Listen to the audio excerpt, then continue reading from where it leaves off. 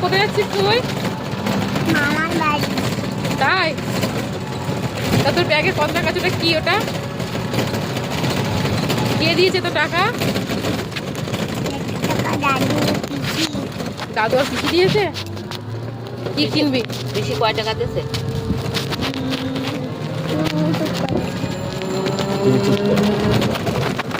মা আমার খাবার দেবে তো কিনে?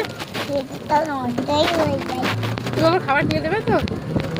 কি খাবার খাবে?